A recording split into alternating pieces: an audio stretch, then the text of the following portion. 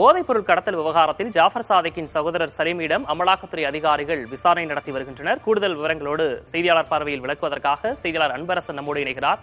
அவரிடம் கேட்கலாம். அன்பரசன், நேற்றைய தினம் ஜாஃபர் சாதிக்கின் மனைவியிடம் விசாரணை நடைபெற்றது. இன்று அவருடைய சகோதரரோட விசாரணை நடைபெற்றது. இதுல என்னென்ன விவரங்கள் எல்லாம் தெரிய வந்திருக்கு? அடுத்த கட்டமா யாரெல்லாம் விசாரணை நடத்த போறாங்க?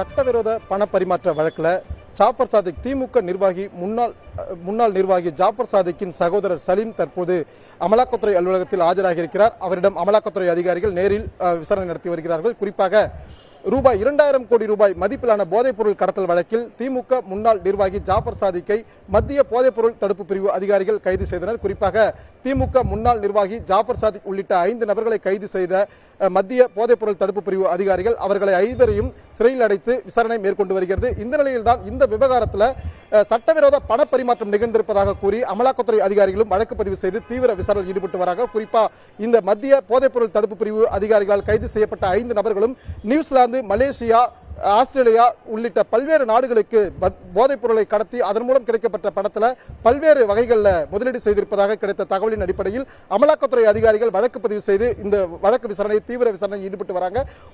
ஒருபுறம் மத்திய போதைப்பொருள் தடுப்பு பிரிவு அதிகாரிகளும் மறுபுறம் அமலாக்கத்துறை அதிகாரிகளும் இந்த வழக்கு விசாரணையை தீவிரமாக விசாரணை மேற்கொண்டு வருகிறார்கள். குறிப்பாக அமலாக்கத்துறை அதிகாரிகள் ஜாஃபர் சாதிக் அதே போன்று அவரது நெருங்கிய கூட்டாளியுமான திரைப்பட இயக்குனர் அமீரிடமும் அவர்கள் உள்ளிட்ட இடங்களிலும் சமீபத்தில் அதிரடி சோதனை நடத்தி பல்வேறு முக்கிய ஆவணங்களை கைப்பற்றியிருக்கிறார்கள்.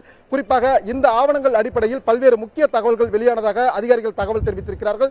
இந்த வழக்கில் சட்டவிரோத பண பரிமாற்றம் நடந்திருப்பதாக கூறி அமலாக்கத்துறை அதிகாரிகள் தீவிர விசாரணையில் ஈடுபட்டு வராங்க. குறிப்பாக தற்போது மத்திய போதைப்பொருள் தடுப்பு பிரிவு அதிகாரிகள் கைது செய்யப்பட்டு திகார் சிறையில் அடைக்கப்பட்டிருக்கும் ஜாஃபர் சாதிக்கிடம் கடந்த 8ஆம் தேதி, 9ஆம் தேதி, 10ஆம் தேதி ஆகிய 3 தினங்கள் அமலாக்கத்துறை அதிகாரிகள் சென்னையிலிருந்து டெல்லி சென்று அங்கு சிறையில் அடைக்கப்பட்டிருக்கக்கூடிய ஜாஃபர் சாதிக்கிடம் நேரில் விசாரணை நடத்தியிருக்கிறார்கள். அதில் பல்வேறு முக்கிய தகவல்களையும் அவர்கள் பெறப்பட்டதாக அதிகாரிகள் தகவல் தெரிவித்திருக்கிறார்கள்.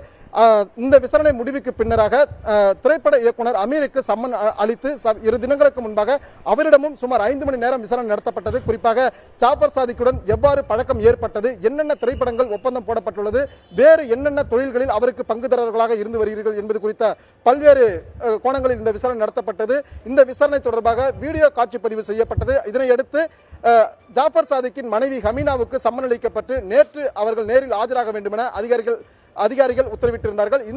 இந்த உத்தரவின் அடிப்படையில் நேற்றைய தினம் ஜாஃபர் சாதிக்கின் மனைவி ஹமீனாவிடம் 6 மணி நேரம் நுங்கம்பாக்கத்தில் இருக்கக்கூடிய அமலாக்கத்துறை அலுவலகத்தில் விசாரணை நடத்தப்பட்டது. குறிப்பாக கடந்த 10 ஆண்டுகளாக ஜாஃபர் சாதிக்கின் வங்கி பண பரிவர்த்தனை என்ன, அவர் கடந்த 10 ஆண்டுகளில் என்னென்ன சொத்துக்கள் வாங்கியிருக்கிறார், எந்தெந்த வெளிநாடுகளுக்கு சென்றிருக்கிறார் என்பது குறித்து பல்வேறு தகவல்களை ஆராய்வதற்காக ஜாஃபர் சாதிக்கின் வங்கி பண பரிவர்த்தனை, அதே போன்று பாஸ்போர்ட் உள்ளிட்ட பல்வேறு ஆவணங்களை கேட்டு அவரது மனைவி ஹமீனாவிடம் நேற்று சுமார் 6 மணி நேரம் விசாரணையானது நடத்தப்பட்டது. இந்த நிலையில் தான் ஜாஃபர் சாதிக்கின் சகோதரர் சலீமை சம்மனளித்து இன்று காலை சரியாக 10 மணிக்கு ஆஜராக வேண்டும் என அமலாக்கத்துறை அதிகாரிகள் தெரிவித்திருந்தார்கள்.